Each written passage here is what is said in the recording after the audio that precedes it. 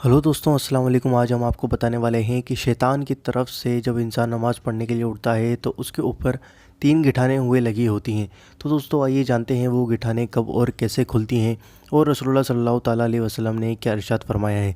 दोस्तों, इस वीडियो को देखने से पहले आप इस वीडियो को दिल खोलकर शेयर करना और हदीस शरीफ को सुनकर आगे पहुँचाना बहुत बड़ा सवाब का काम है।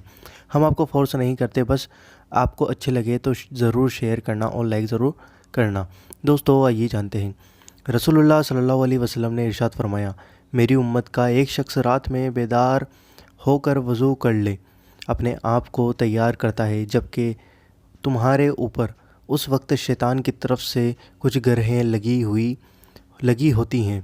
बस जब वो हाथ धोता है तो एक गिरह खुल जाती है, मतलब एक गिठान खुल जाती है, और जब सर का मसह करता है तो एक और गिरह खुल जाती है, मतलब दूसरी गिठान खुल जाती है, और फिर जब वो अपने दोनों पाँव धोता है तो एक और गिरह खुल जाती है, मतलब तीसरी गिठान खुल जाती है।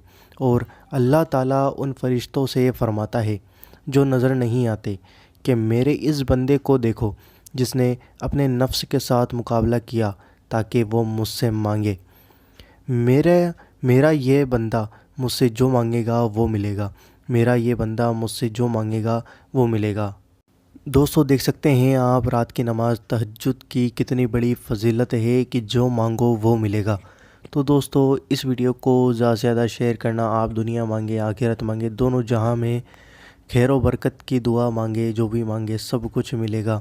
दोस्तों इस वीडियो को ज़्यादा से ज़्यादा शेयर करना और लोगों तक पहुंचाना, और हमारे इस चैनल को ज़रूर से ज़रूर सब्सक्राइब करना, क्योंकि हम आपके लिए रोज़ाना ऐसी अच्छी और इंटरेस्टिंग वीडियोज़ लाते रहते हैं। तो दोस्तों इस वीडियो को ज़्यादा से ज़्यादा शेयर करना, लाइक कमेंट और शेयर करके हमें बताना वीडियो कैसी लगी।